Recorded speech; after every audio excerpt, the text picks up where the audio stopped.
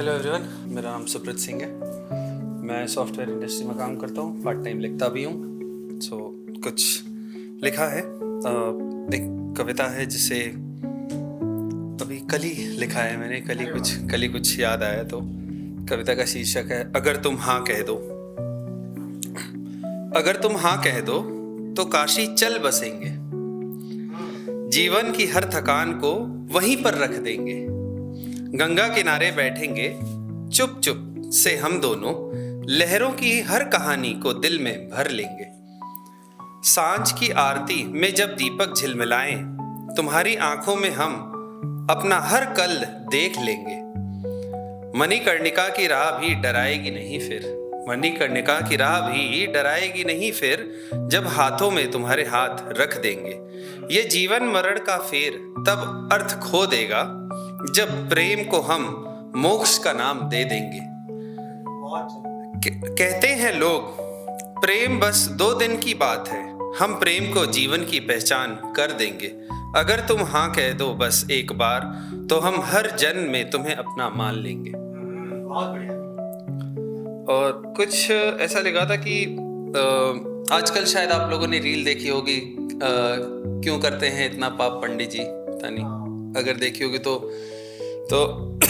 कुछ ऐसा था कि मैंने लिखा था कि साधारण सी जिंदगी को खास बना गई आप तिवारी जी, बिना कहे सब कुछ सिखा गई आप तिवारी जी। बड़ी आस्था के साथ प्रेम समझा गई आप तिवारी जी, बड़ी बड़ी आंखों से सब कुछ कह गई आप तिवारी जी। अपने बालों को खुला छोड़कर दिल को घायल कर गई आप तिवारी जी। नाम कुछ भी हो, नाम कुछ भी हो, अपनी छाप छोड़ गई आप तिवारी जी। अरे वाह, अच्छा। एक और कुछ ऐसा लिखा था कि जिसका कविता का शीर्षक है सिर्फ मुझसे। जब कोई भी एज अ कपल जब लॉन्ग डिस्टेंस रहते हैं या फिर इधर उधर हमेशा मिल नहीं पाते, तो सारी चीज़ें अपनी फ़ोन पे बात करते हैं हम, जो कि आजकल बहुत ही कॉमन है। तो उस पे कुछ लिखा था कि जब भी तुमसे बात होती है लगता है जैसे कमरे की हवा तक थोड़ी नर्म सी हो गई है। तुम्हारी आवाज़ मेरे कानों तक नहीं आती, सीधे दिल में उतरती है। चाहे तुम रूठ कर बोलो या मुस्कुरा कर, तुम्हारे लहजे में कोई ऐसा जादू है जो मुझे हर बार वहीं रोक लेता है। तुम बोलती जाती हो अपने दिन की हर छोटी बड़ी बात, ऑफिस की थकान, किसी से कही बात, किसी की अनकही उदासी, और मैं बस यहीं बैठा रहता हूँ फोन को कान से लगाए, बिना कुछ ठीक किए, बिना कुछ समझाए, सिर्फ इसलिए क्योंकि तुम्हें मुझसे बोलते रहना अच्छा लगता है। कभी कभी तुम बीच में रुकती हो, कभी कभी तुम बीच में रुकती हो, जैसे मुझसे पूछ रही हो सुन रहे हो ना, और मैं बस कह देता हूँ, क्योंकि तुम्हें जवाब नहीं, मेरा सिर्फ होना चाहिए।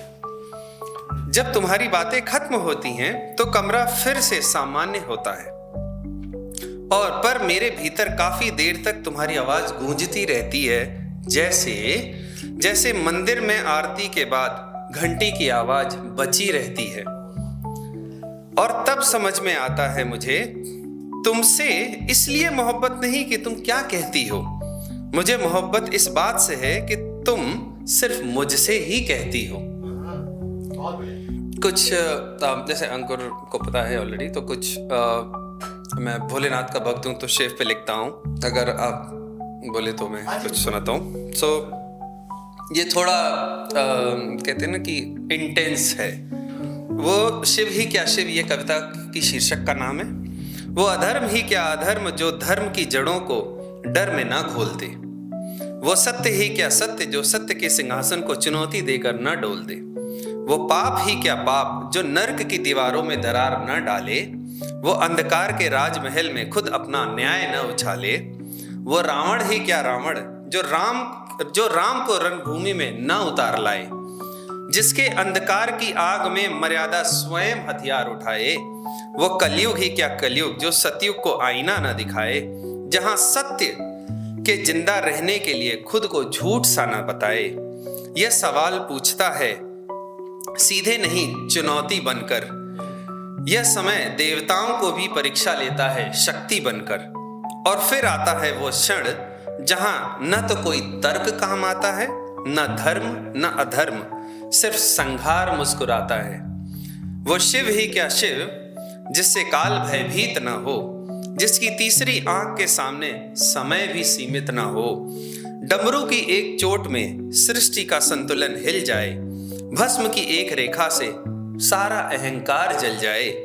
शमशान भी जिसके चरणों में तीर्थ बन जाता है, और मृत्यु भी जिसके सामने जीवन का अर्थ पाता है। वह शिव न रक्षक है न संहारक की परिभाषा। वो तो सिर्फ मौन है जहां टूटती है हर भाषा। जब सीमा लांग ले अन्याय, जब मौन भी अपराध बन जाए, तब शिव उतरते हैं न्याय नहीं अन्याय के अंत के लिए। क्योंकि याद रखो वह शिव ही क्या शिव जिसके सामने स्वयं काल भी नतमस्तक न हो जाए। Thank you. बहुत शानदार।